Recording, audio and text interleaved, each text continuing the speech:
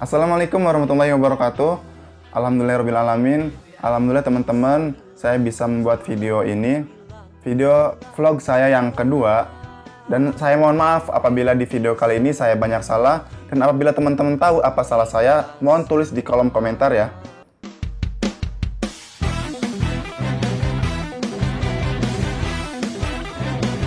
Di video ini, di vlog saya yang kedua, saya akan membahas tentang money politik. What is money politic? What is money politic? What is money politic? Money politic is wrong.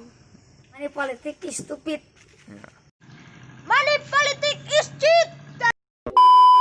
Menurut Wikipedia, money politik atau politik uang adalah suatu bentuk pemberian atau janji menyuap seseorang, baik supaya orang itu tidak menjalankan haknya untuk memilih, maupun supaya ia menjalankan haknya dengan cara tertentu pada saat pemilihan umum. Pemberian bisa dilakukan menggunakan uang atau barang. Nah, simpelnya, saat kita akan melaksanakan pemilihan umum, suara kita atau rakyat dibeli oleh simpatisan, kader, maupun partai pengusung calon tersebut. Dibelinya dengan apa? Ada yang dengan uang 20.000, 50.000, 100.000, 200.000, dan seterusnya. Dan ada juga dengan sembako, ada beras, minyak, gula, dan masih banyak lagi. Menurut teman-teman, bener nggak sih kita yang hidup di negara yang katanya negara demokrasi ini berdemokrasi dengan cara money politik atau politik uang? Tentu tidak kan? Tapi nyatanya gimana? Pasti teman-teman tahu sendiri kan?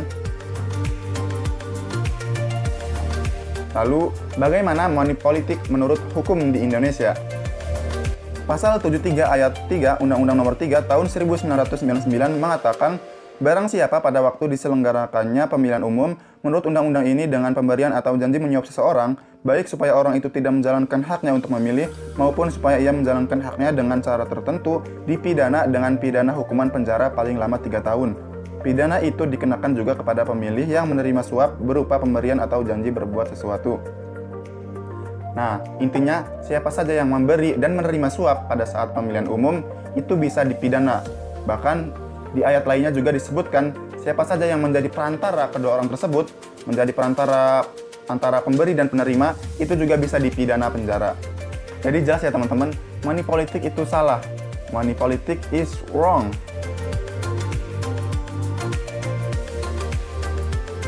Bagaimana money politik menurut ajaran Islam?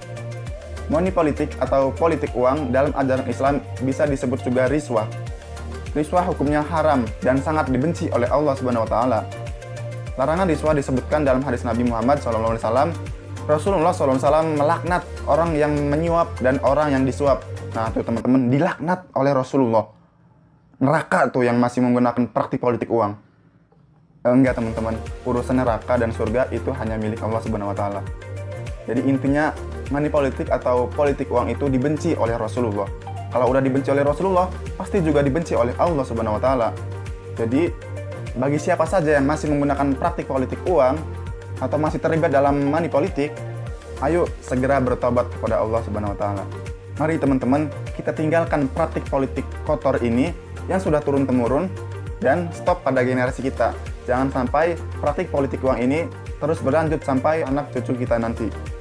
Karena selain dilarang oleh undang-undang dan agama, politik uang juga bisa mengakibatkan kerugian terhadap banyak orang, bahkan negara.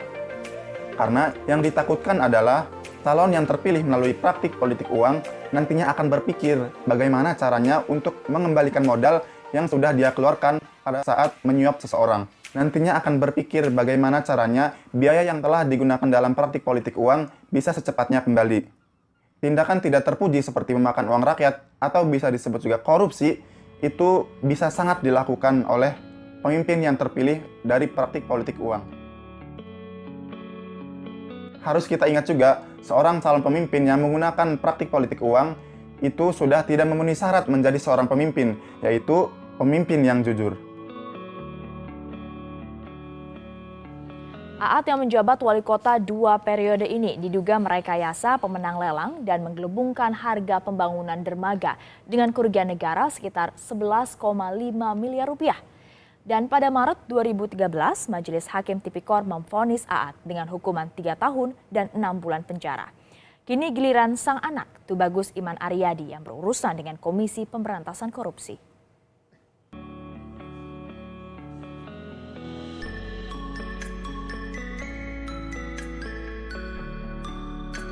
Nah, selanjutnya, bagaimana sih cara memilih pemimpin yang terbaik? Ini penting ya teman-teman, karena sebentar lagi kita akan melaksanakan pilkada serentak pada tanggal 9 Desember nanti. Dan kalau teman-teman mau tahu, saya asli dari Cilegon. Di daerah saya juga menggelar pilkada serentak pada tanggal 9 Desember nanti. Di kota saya sendiri, di kota Cilegon, ada 4 pasangan calon yang maju dalam pilkada serentak ini. Di antaranya adalah nomor urut 1. Nomor urut 1 ada Bapak Haji Ali Mujahidin dengan pasangannya Bapak Lian Firman. Pasangan ini maju dengan tanpa dukungan partai politik atau independen. Nomor urut 2 ada Ibu Haji Ati Marliati dengan pasangannya Bapak Haji Sohidin. Pasangan ini diusung oleh partai politik, diantaranya adalah Partai Golkar, Partai Gerindra, Partai Nasdem, dan PKB. Nomor urut 3. Nomor urut 3 ada pasangan calon Bapak Haji Iya Iman Rohiman dan Haji Awab. Pasangan nomor urut 3 ini diusung oleh Partai Amanat Nasional, P3, dan Partai Demokrat. Nah, yang terakhir, nomor urut 4. Nomor urut 4 diisi oleh Bapak Heldi Agustian SESH dengan pasangannya Bapak Haji Sanuji Pentamarta SIP. Kedua pasangan ini diusung oleh Partai Berkarya dan Partai Keadilan Sejahtera atau PKS. Nah, itu sedikit gambaran pilkada di daerah saya, teman-teman. Kalau teman-teman tahu nggak nih siapa aja calon pemimpin di daerah teman-teman masing-masing? Jangan-jangan nggak tahu nih. Kita balik lagi ya. Jadi bagaimana sih cara memilih pemimpin yang terbaik? Cara memilih pemimpin yang terbaik itu ada pada pilihan nomor urut 4. Maksud saya, cara memilih pemimpin yang terbaik itu setidaknya ada 4 tahapan. 4 tahapan yang harus kita lalui. Kita lalui. Apa saja? Tahapan yang pertama. Yang pertama, kita harus cek terlebih dahulu apakah calon tersebut dekat hubungannya dengan Allah Subhanahu wa taala. Tidak suka bermaksiat seperti sholatnya bolong-bolong, puasa Ramadannya bolong-bolong, berjudi, mabuk-mabukan. Nah, itu jelas tidak boleh dipilih. Itu yang pertama. Yang kedua, kita cek hubungan calon tersebut dengan sesama manusia. Nah, yang tadi hablum minallah, sekarang hablum minannasnya. Kita cek dalam kesehariannya. Kita cek terhadap tetangga-tetangganya. Apakah calon tersebut baik kepada orang, suka membantu orang, menyantuni anak yatim, atau malah sebaliknya, suka menyakiti orang, menyusahkan orang, pelit, sombong. Nah, itu juga sama, tidak boleh dipilih. Itu yang kedua. Sekarang yang ketiga. Yang ketiga adalah kita harus cek siapa yang membisikinya di belakang. Dalam hal ini bisa tim suksesnya, bisa partai pengusungnya. Nah, kita harus cek siapa partai pengusungnya di belakang.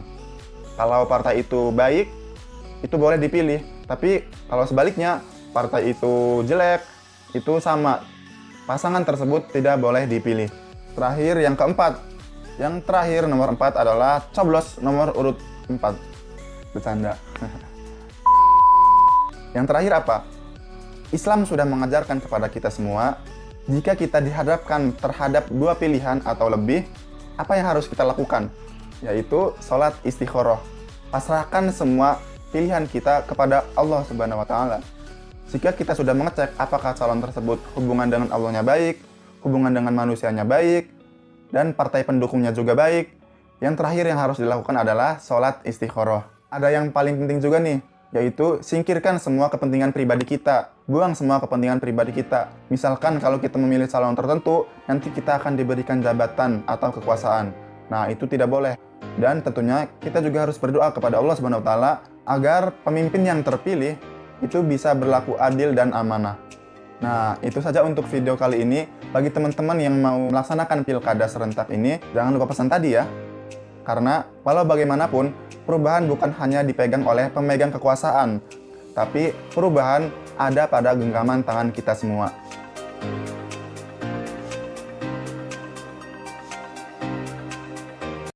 Saya Natu, money politik. Saya Natu, money politik. Money politik. Itu saja untuk video kali ini. Saya mohon maaf apabila ada salah-salah. Wassalamualaikum warahmatullahi wabarakatuh. Jangan balik.